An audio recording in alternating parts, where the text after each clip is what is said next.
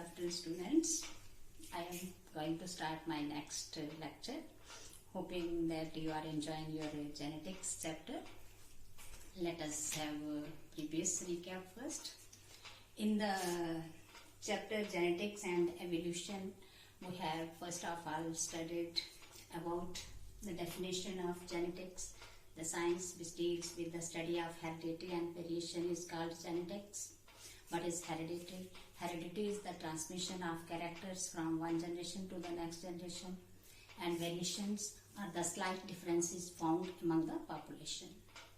After that, we have studied blended inheritance, various theories of blended inheritance proposed by different scientists, in which Darwin also proposed his theory of pangenesis, etc. etc. After that, we have studied about Mendel's life history, Mendel's pea plant, Pisum sativum, Mendel's 7 pair of contrasting characters, Mendel's hybridization experiments, techniques, and Mendel's crosses, monohybrid and dihybrid. Now, today, let us proceed towards Mendel's laws or principles of inheritance, to which we called as Mendelism. Mendelism is the Mendel's law or principles of inheritance. Inheritance, you know, transmission of characters from one generation to the next generation. And what are Mendel's law? Actually, Mendel at his time didn't propose any principle or law. He simply conducted experimental hybridization experiments and then give generalization, mathematical calculation and few postulates.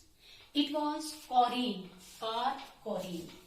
C-A-R-L C-O-R-R-E-N in 1901.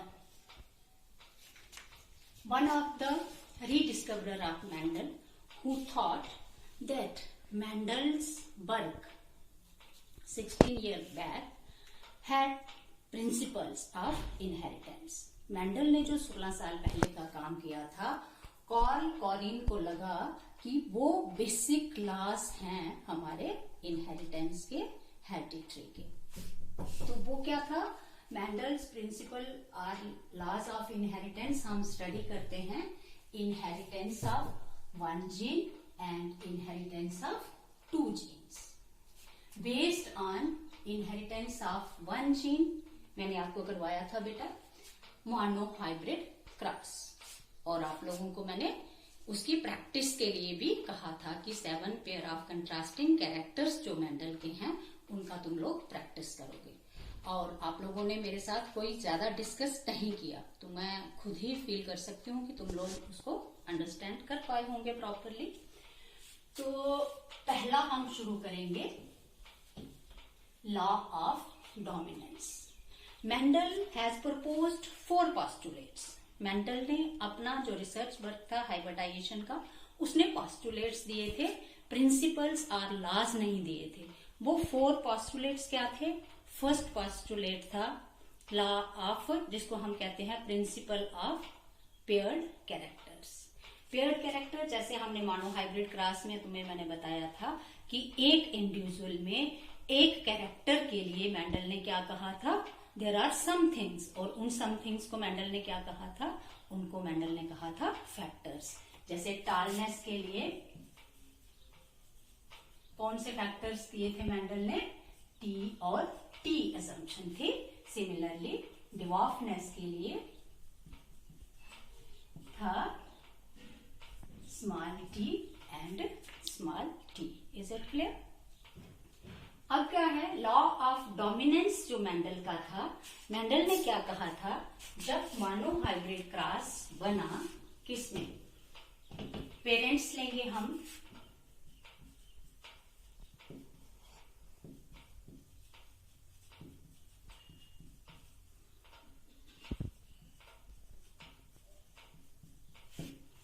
Parents pure टाल लेंगे. Pure टाल plants को cross करेंगे pure dwarf plants के साथ. Genotype, जैसे Mendel ने कहा, पहला पोस्टुलेट मेंडल का क्या था, पेयर्ड फैक्टर, कि एक कैरेक्टर के लिए क्या है, 2 फैक्टर्स हैं और उन फैक्टर्स को आज की डेट में हम कहते हैं एलील्स। क्या नाम है आज की डेट में उनका, एलील्स कहते हैं। तो टालनेस के लिए 2 फैक्टर कौन से हो गए, capital T, capital T. Both capital Ts are alleles of a single gene. And dwarfness के लिए आएगा हमारे पास small T, small T. Is it clear? Then this parent produces gametes T and T, and this produces gametes T and T, small t and small t. Now cross करके हमारे पास आएगा T T, T T, T T and T T. This is our F1 generation. All are tall. ये है hybrid. F1 में हमें क्या मिला, F1 में हमें कॉम्बिनेशन मिला हाइब्रिड। पेरेंट्स प्योर थे, प्योर ब्रीड थे दोनों पेरेंट्स। जब गैमीट्स बने तो गैमीट्स में क्या हो गया, जो एक कैरेक्टर के लिए 2 एलील थे वो गैमीट्स में सेपरेट हो गए। एक एक गैमीट्स में एक एक एलील उसका ट्रांसफर हो गया। तो मेंडल का इस ट्रांसफर से, जैसे मैंने तुम लोगों को पहले भी बताया था कि जो गैमीटोजेनेसिस, गैमीट फॉर्मेशन जो है, गैमीटोजेनेसिस जो मियोसिस का प्रोसेस था, which was discovered very later, but the foundation of that process or prediction of that process was laid by Mendel quite before it was discovered. तो क्या हो गया, F1 में हमारे पास कौन से आए, हाइब्रिड आए और वो सारे के सारे टॉल थे। Is it clear? अब हम क्या करेंगे, F2 जनरेशन लेंगे इसकी। F2 में हम क्या करेंगे,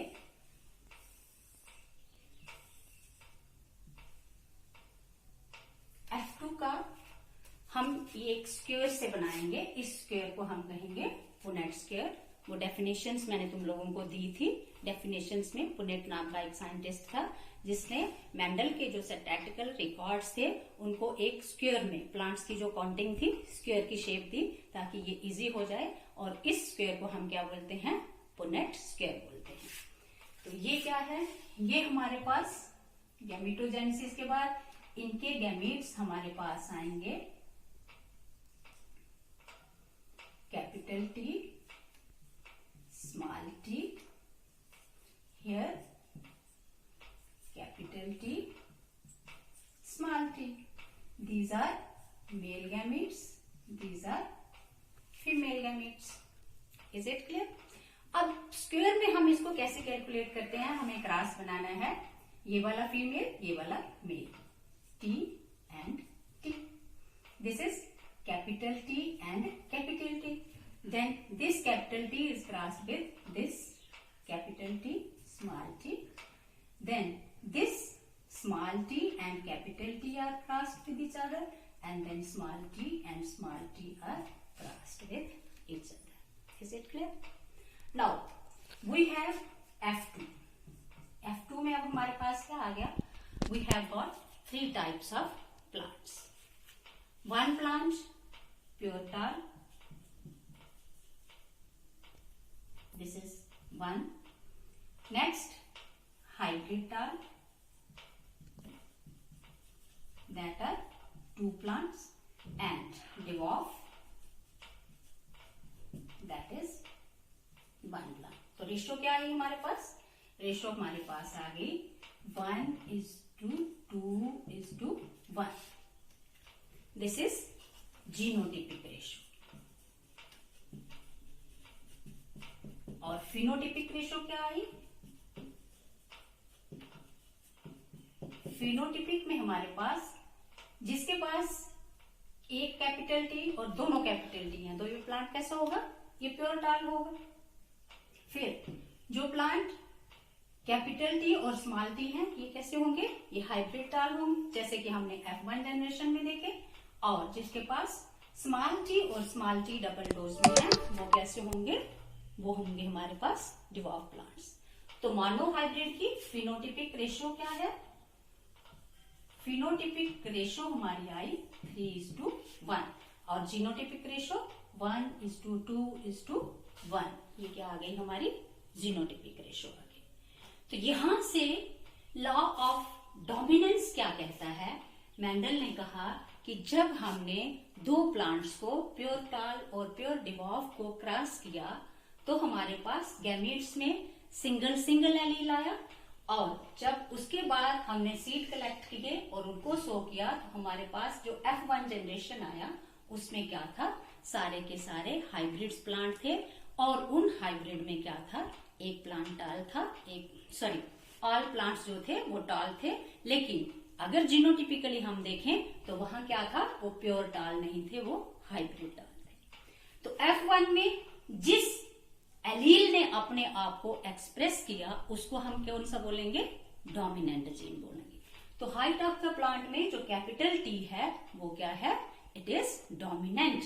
लेकिन जो दूसरा एलील इसके पास आया था, स्मॉल टी, जो कि अपने आप को उसकी प्रेजेंस में, कैपिटल टी की प्रेजेंस में एक्सप्रेस नहीं कर पाया, उसको हम बोलेंगे रिसेसिव। लेकिन जब हमने F2 जनरेशन रेस किया तो हमें क्या मिला?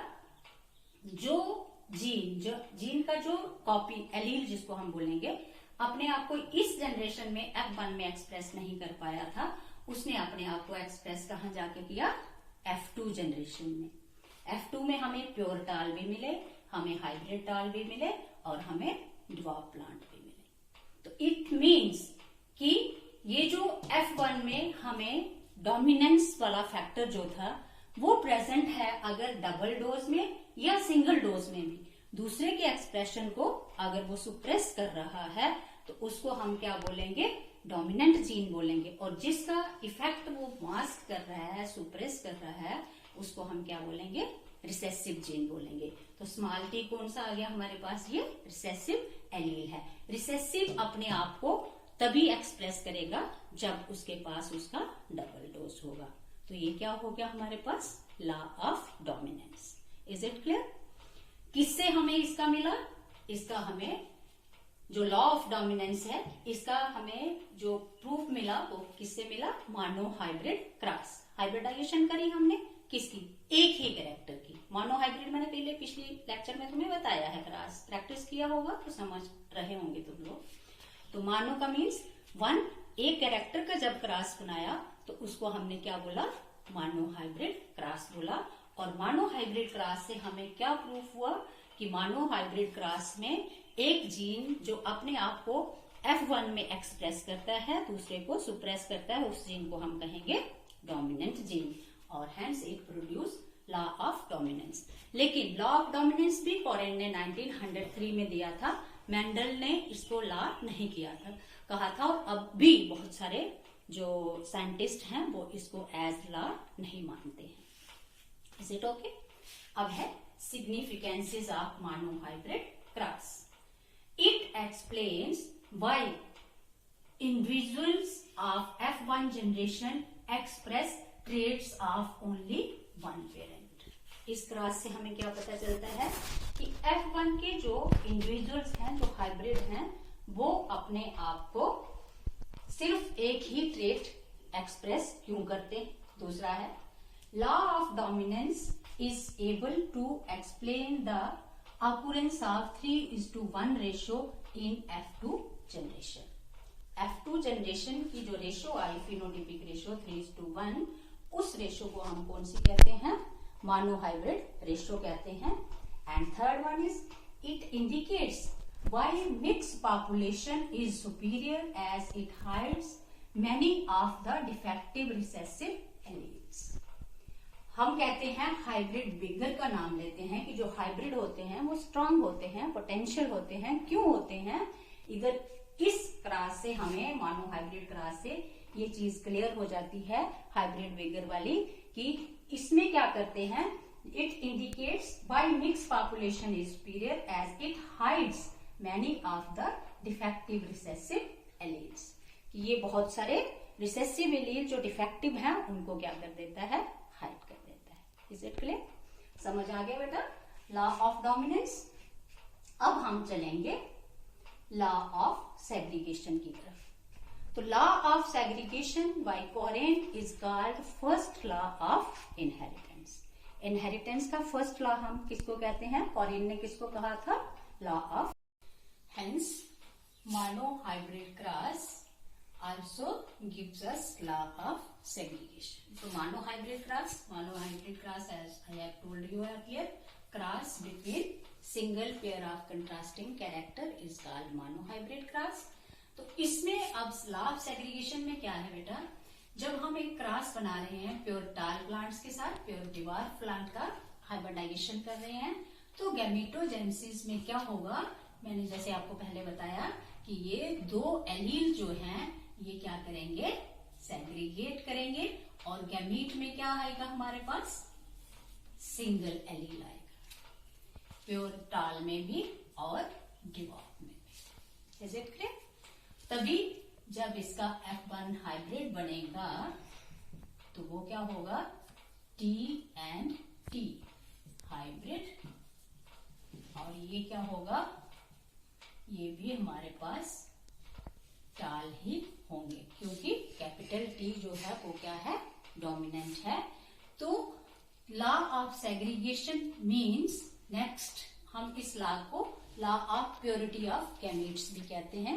क्यों कहते हैं law of purity of gametes? क्योंकि जो gametes are always pure because gametes contain only one copy of their respective gene और देयर रिस्पेक्टिव एलील। यहां से F1 में हमारे पास जब हाइब्रिड आए तो दोनों एलील्स कैपिटल T और स्मॉल t में, स्मॉल t का एक्सप्रेशन मास्क किया कैपिटल T ने, और जब हमने इसका F2 लिया तो F2 में भी हमारे पास दो टाइप के ही गैमीट्स बने जो हमने क्लियर किया पनेट स्क्वायर में, मेल की तरफ से भी और फीमेल की तरफ से भी। तो हमारे पास क्या आ गया, T T capital T small t capital T small t small t small t। F2 generation. Phenotypic ratio क्या आ गई, फिनोटिपिक आ गई 3:1, और जीनोटिपिकली अगर हम देखें तो 1 प्योर टाल है, 2 हाइब्रिड टाल है और 1 जो है वो डिवॉर्फ है। तो यहाँ law of purity of gametes हमें क्या कहता है कि अगर दो गैमीट जब फ्यूज करते हैं, नेक्स्ट इंडिविजुअल जब बनता है, वो एक ही पेरेंट का ट्रेट जो है उसको एक्सप्रेस करता है, लेकिन दूसरा ट्रेट जो रिसेसिव है वो उसके साथ ब्लेंड नहीं करता है। क्यों? क्योंकि जब नेक्स्ट जनरेशन हमने उसकी स्टडी किया, मेंडल ने उसका देखा था, तो मेंडल को क्या मिला, जो स्टार्ट का कॉम्बिनेशन था, डिवॉर्फ प्लांट थे, वो वाला प्लांट का कॉम्बिनेशन हमें F2 जनरेशन में भी मिला। Hence, monohybrid cross also proves that gametes are always pure. There is not any sort of blending in the gametes, or not any sort of blending in the alleles in the gametes. Is it clear? Thus, law of segregation is verified with the help of monohybrid cross. Two things. Monohybrid cross से हमें क्या मिला, law of dominance मिला and law of segregation मिला। Law of dominance की मैंने आपको significances बताई, लेकिन लॉ ऑफ डोमिनेंस जो है वो क्या है, उसमें कुछ एक्सेप्शंस रह गई। मतलब लॉ ऑफ डोमिनेंस जो मेंडल ने कहा था that is not universal applicable law. क्यों? क्योंकि आगे मैं आपको पढ़ाऊंगी अगले फिनोमेना जो मेंडल के बाद कोरिन ने डिस्कवर किए, वो कौन सा था, incomplete dominance and codominance. These both are exceptions of this law of dominance. Is it clear? I think monohybrid cross से inheritance of one gene, single gene का जो इनहेरिटेंस है वो आप लोगों को क्लियर हो गया. अब मैं आपको पढ़ाऊंगी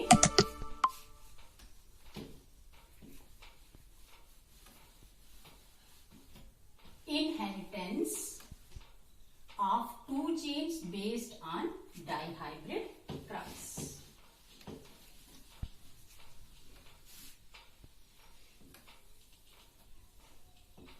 डाइहाइब्रिड क्रॉस बेटा मैंने आपको करवाया हुआ है. डाइहाइब्रिड क्रॉस में अब हमें क्या करना है, हमें जो पेरेंट्स लेने हैं वो प्योर लाइन्स ही लेने हैं, लेकिन अब हमें क्या करना है, एक कैरेक्टर की जगह अब हम क्या करेंगे, दो कैरेक्टर लेंगे. इनहेरिटेंस ऑफ टू जीन्स, और उसका क्रॉस बनाएंगे, हाइब्रिडाइजेशन कराएंगे, और उस क्रॉस को हम क्या बोलेंगे, dihybrid cross. Di means two and hybridization means hybrid. Parents में क्या आ गया हमारा, पेरेंट्स में अब हम लेंगे सीड का शेप और सीड का कलर, दो कैरेक्टर एक साथ लेंगे. तो हम सीड का शेप ले लेते हैं राउंड येलो, क्रॉस करेंगे इसको रिंकल और ग्रीन के साथ. तो ये फिनोटाइप आ गया इसका. इसका जीनोटाइप क्या है, राउंड के लिए जैसे मैंने बताया कि एक कैरेक्टर के लिए क्या है, दो जीन्स हैं, दो एलील हैं, तो राउंड के लिए क्या आएगा, आर एंड आर. येलो के लिए क्या आएगा, वाई एंड वाई. यहां आप देख रहे हो दोनों को मैंने क्या लिखा है, कैपिटल में लिखा है. तो कैपिटल का लिखने का मतलब कि राउंड येलो सीड जो है वो डोमिनेंट है किसके ऊपर, रिंकल और ग्रीन. तो अपोजिट ट्रेड हम किससे लेते हैं, अगर राउंड का कैपिटल आर लिखा है तो यहां हम डब्ल्यू नहीं लेंगे रिंकल के लिए, हम क्या करेंगे, इसका अपोजिट लेंगे, R R and small Y small Y. Capital R capital Y for dominant genes and small R small Y for recessive. अब क्या है, अब हम इसका गैमेटोजेनेसिस के बाद देखेंगे गैमेट्स. तो कौन से बनेंगे हमारे पास, R Y R Y. Is it clear, are you getting, sorry.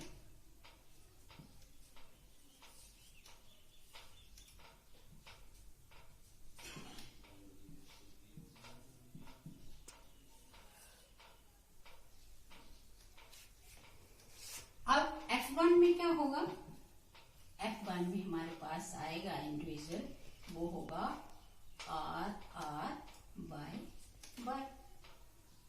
These are hybrids. और हाइब्रिड्स में क्या है, ऑल राउंड एंड येलो. यहां तक समझ आ गया बच्चे. अब हम क्या करेंगे, अब हमारे पास जो हाइब्रिड हैं F1, इसमें से हम देखेंगे कि हमारे पास कितने टाइप के गैमीट्स के कॉम्बिनेशन पॉसिबल हैं. पेरेंटल में हमारे पास कौन सा कॉम्बिनेशन है, capital R small R capital Y small Y. तो हाइब्रिडाइजेशन के बाद जब गैमेटोजेनेसिस होगा तो हमारे पास कितने कॉम्बिनेशन बनेंगे, इसके पास हमारे पास कॉम्बिनेशन बनेंगे कैपिटल आर कैपिटल वाई. दूसरा कॉम्बिनेशन हमारे पास बन सकता है कैपिटल आर स्मॉल वाई. तीसरा बन सकता है स्मॉल आर कैपिटल वाई, और चौथा बन सकता है स्मॉल आर स्मॉल वाई. अगर हम इन प्लांट्स को ले लेते हैं मेल प्लांट्स, तो सिमिलरली क्या होगा,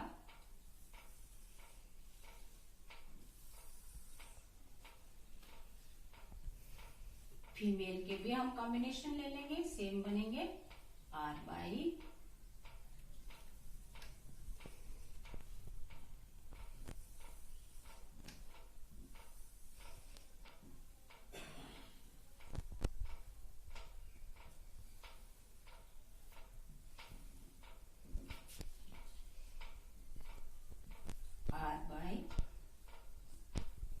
small R capital Y, small R small Y. अगर ये वाले हम लेते हैं male gametes,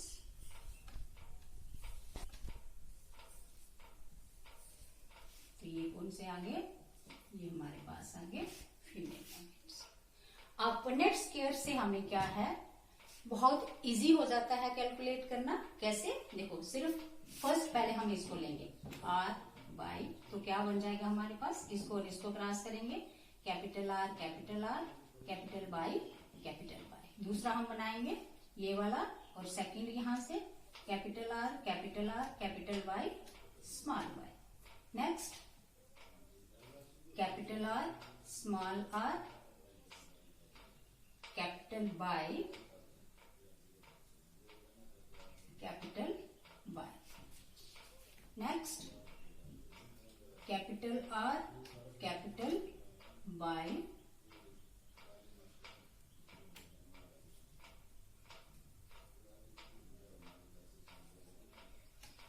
capital R capital Y small R small Y. Next यहां से लेंगे तो क्या बनेगा, capital R capital Y small Y. Next capital R इसका और इसका cross, small Y small Y. Third is capital R small R capital R small Y small I small R capital Y. And fourth one is capital R small Y small Y. Third capital R capital Y small R capital Y. Next capital R capital Y small R small Y. Fourth third small R capital Y and fourth one small R capital Y small Y. और fourth में capital R capital Y small R small Y, capital R small Y small R small Y, small R capital Y small Y and fourth small R small Y. Is it clear?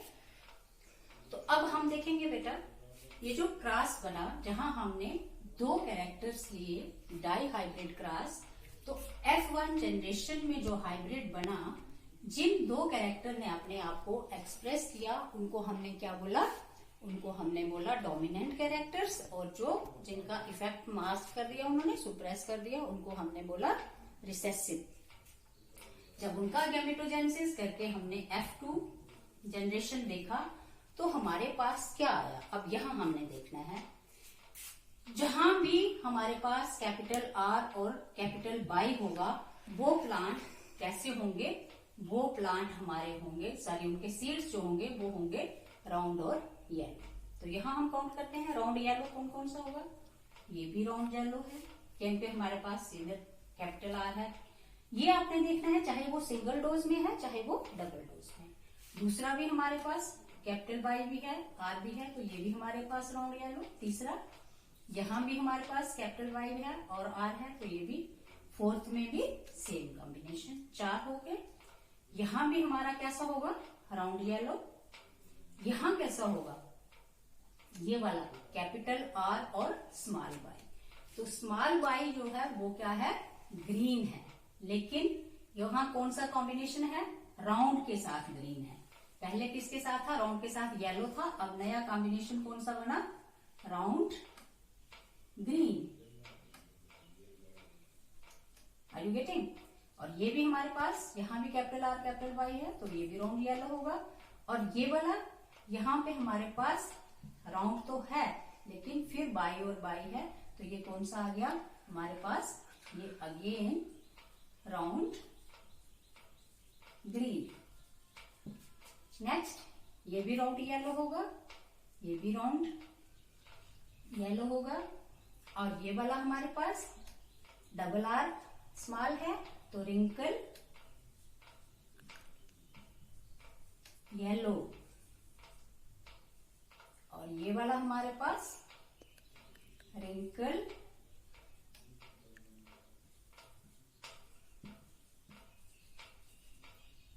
Yellow, by capital है। और वो ये वाला हमारे पास दोबारा कौन सा आ जाएगा, राउंड येलो, क्योंकि कैपिटल आर और कैपिटल वाई है। ये हमारे पास कौन सा आ जाएगा, ये हमारे पास आ जाएगा राउंड ग्रीन, क्योंकि बाई जो है वो डबल डोज में है। ये वाला हमारे पास कैसा आ जाएगा, रिंकल्ड येलो। और ये कौन सा आ जाएगा, ये आएगा हमारे पास रिंकल्ड ग्रीन। F2 रेशो क्या बनी हमारे पास, हमारे पास काउंट करो 1 2 3 4 5 6 7 8 9।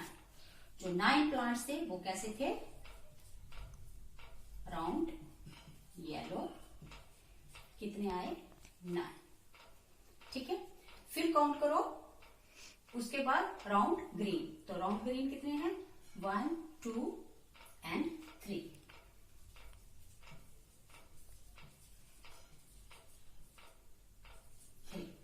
फिर उसके पास रिंकल येलो,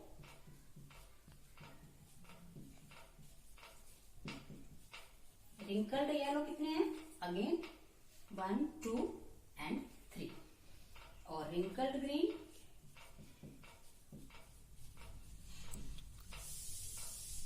दैट इज 1। तो डाई हाइब्रिड क्रॉस की जो फिनोटिपिक रेशो बनी वो हमारे पास क्या है, 9:3:3:1। कौन सी है, 9:3:3:1। 9 प्लांट्स हमें 16 में से, ये स्क्वायर में कितने कॉलम है हमारे इस बॉक्सेस, 16 है। तो 16 में 9 कैसे प्लांट है, राउंड येलो है। देखो यहाँ F2 में हमें 2 कॉम्बिनेशन तो मिले ही मिले, राउंड येलो भी मिला और रिंकल ग्रीन भी मिला। यहां से लाभ सेग्रीगेशन क्लियर हो गया कि गैमीट्स में क्या हो गया, एलील्स सेग्रीगेट कर गए। और F1 में जब हाइब्रिड में हमें जो कैरेक्टर डोमिनेंट मिले तो उनको हमने लॉ ऑफ डोमिनेंस भी बताया कि ये डोमिनेंट कैरेक्टर है। लेकिन F2 में डाई हाइब्रिड क्रॉस में हमने क्या देखा कि जो राउंड और येलो कॉम्बिनेशन था ये तो मिला ही मिला, लेकिन राउंड के साथ हमें ग्रीन भी मिला। तो जो थे राउंड के साथ और कौन सा मिला, राउंड कलर तो सीड का था लेकिन राउंड शेप तो थी लेकिन सीड का कलर ग्रीन भी मिला। और रिंकल के साथ सिर्फ ग्रीन कॉम्बिनेशन ही नहीं मिला, रिंकल के साथ हमें येलो कॉम्बिनेशन भी मिला। तो मेरा मतलब यहाँ बताने का कि हमें 2 पेरेंटल कॉम्बिनेशन मिले, कौन कौन से, राउंड येलो और रिंकल ग्रीन, लेकिन 2 हमें नए कॉम्बिनेशन भी मिले। तो वो नए कॉम्बिनेशन कौन से थे, राउंड ग्रीन और दूसरा रिंकल येलो। हेंस यहां से हम क्या वेरीफाई करेंगे, यहां से वेरीफाई होता है लॉ ऑफ इंडिपेंडेंट असॉर्टमेंट कि जो एलील्स हैं वो क्या हैं, those are not bind to assort only. This green colour is not bound to assort only wrinkle seeds और yellow colour is not bound to assort with round seeds. ये दोनों independent हैं आपस में, क्या कि किसी के साथ भी जाके वो नया कॉम्बिनेशन बना सकते हैं, नया हाइब्रिड बना सकते हैं। तभी हमें क्या मिला, F2 में जाके हमें नए नए कॉम्बिनेशन भी मिले 2। तो इस लॉ से, डाई हाइब्रिड क्रॉस से मेंडल का जो दूसरा लॉ था जिसको कॉरिन ने सेकंड लॉ ऑफ इनहेरिटेंस कहा, उसका क्या नाम था, law of independent assortment. And it is verified with the help of this Punnett square and dihybrid cross. Is it clear, समझ आ गया। लॉ ऑफ इंडिपेंडेंट असॉर्टमेंट अब क्या कहता है, लॉ ऑफ इंडिपेंडेंट असॉर्टमेंट में है alleles of the 2 pairs of traits separate independently of each other during gamete और स्पोर फॉर्मेशन। पेयर के जो दोनों एलील्स हैं, 2 traits separate independently of each other during gamete or spore formation. Next, rearrangement of alleles, random union of alleles in the offsprings at the time of fertilization. F2 में दो नए combination बनने का मतलब है कि जो एलील्स सेपरेट हुए एक दूसरे से वो क्या है, वो रैंडमली एक दूसरे के साथ रीयूनाइट हुए. Rearrangement of alleles, random union of alleles in the offsprings at the time of fertilization. Is it clear? समझ आ रहा है बेटा? अब क्या है ये वाला लॉ भी, जिसको हम कहते हैं लॉ ऑफ इंडिपेंडेंट असॉर्टमेंट. जैसे मैंने आपको कहा कि लॉ ऑफ डोमिनेंट वो जो है यूनिवर्सली एप्लीकेबल नहीं है, क्योंकि हमारे पास इनकम्प्लीट डोमिनेंस भी है और को डोमिनेंस भी है. I am going to take those processes also, जो मेंडल के बाद की एक्सेप्शंस थी. और यहाँ क्या है, यहाँ तक लॉ ऑफ इंडिपेंडेंट असॉर्टमेंट है, ये भी ठीक है, लेकिन कब तक? जब तक कि जो जीन्स हैं वो सेपरेट क्रोमोसोम्स पे हो या एक क्रोमोसोम्स के सेपरेट लोकस में हो. Hence, law of independent assortment is not applicable in case of linked gene, to which we call the process of linkage. Are you getting? Linkage जो है, जहां linked gene होंगे वहां ये independent assortment जो है वो applicable नहीं है. आगे हम करेंगे लिमिटेशन ऑफ मेंडलिज्म. जो मेंडल के फॉरेन ने लॉज बताए उनकी लिमिटेशंस क्या थी. First, idea of paired factors or alleles is not universally applicable. Mendel ने क्या कहा था, एक कैरेक्टर के लिए हमारे पास क्या है, डिस्क्रीट यूनिट्स हैं जिनको मेंडल ने फैक्टर्स कहा था, और बाद के साइंटिस्ट ने उनको क्या कहा, एलील्स कहा. लेकिन मेंडल के बाद जो रीडिस्कवरीज हुई उन्होंने क्या देखा, उन्होंने देखा कि ये जरूरी नहीं है कि एक कैरेक्टर के लिए दो जीन्स ही चाहिए या दो एलील्स ही चाहिए. A single gene called pleiotropic gene controls the expression of a number of traits. एक सिंगल जीन भी बहुत सारे एक्सप्रेशंस को कंट्रोल कर सकता है. उस जीन को हम क्या कहते हैं, प्लेयोट्रोपिक जीन कहते हैं. तो मेंडल की वो बात भी हर जगह, हालांकि बहुत सारे उसमें ये ठीक बैठता है, लेकिन हर जगह एप्लीकेबल नहीं है. दूसरा क्या है, सिमिलरली अ सिंगल ट्रेट में be controlled by more than 2 alleles of a gene called multiple एलीलिज्म. कई बार क्या है, एक एलील, ये भी मैं आपको पढ़ाऊंगी को डोमिनेंस में, आपको एक कैरेक्टर को सिर्फ दो नहीं, दो से ज्यादा एलील जो है वो भी उस पे इफेक्ट करते हैं, उसको हम कहते हैं मल्टीपल एलीलिज्म. मल्टी मीन्स दो से ज्यादा. मेंडल ने क्या कहा था, एक कैरेक्टर के लिए दो डिस्क्रीट यूनिट्स आर फैक्टर्स जिनको एलील कहा, लेकिन वो सही नहीं रहा. कुछ केसेस में, जैसे प्लेयोट्रोपिक जीन में एक जीन बहुत सारे एक्सप्रेशन को मास्क कर सकता है, और दूसरा कि एक ट्रेट को, एक कैरेक्टर को दो से ज्यादा एलील भी इफेक्ट कर सकते हैं. Next is, though law of dominance is applicable to large number of characters, but it does not have universal application. law of dominance भी बहुत जगह एप्लीकेबल है, लेकिन जैसे मैंने आपको स्टार्ट में बताया कि ये भी आगे हर जगह एप्लीकेबल नहीं है. कहाँ कहाँ नहीं है, इनकम्प्लीट डोमिनेंस में और को डोमिनेंस में, जो कि मैं आपको प्रोसेस इस बारे में बताती हूँ. Third one is law of segregation is universally applicable. Law of segregation जो है वो यूनिवर्सली एप्लीकेबल है, क्योंकि बाद में मियासिस जब हुआ वो पूरा प्रोसेस हमें समझ आया. रिप्रोडक्शन में तुम लोग कर रहे हो कि गैमीट्स में क्या होता है, जो पेरेंट्स का क्रोमोसोम्स का नंबर होता है वो गैमीट्स में हाफ हो जाता है. It means factors are located, or genes are located on the chromosomes, and genes are also become half in the gametes. That's why gametes are called always pure, and the law of segregation is called law of purity of gametes. But law of independent assortment does not apply to linked genes.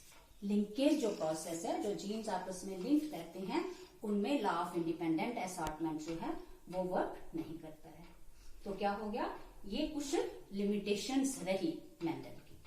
अब क्या है, post Mendelian discoveries. Mendel के बाद जो discoveries हुई उनको हम क्या कहते हैं?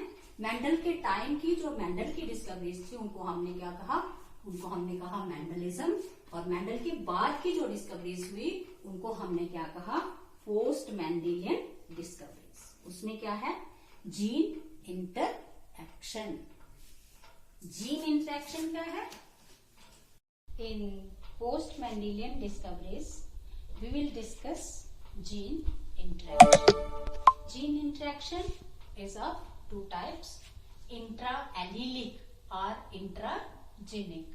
Intra-allelic means between two alleles of a gene, and these phenomena are incomplete dominance, codominance, multiple alleles, and lethal alleles. Next is non-allelic.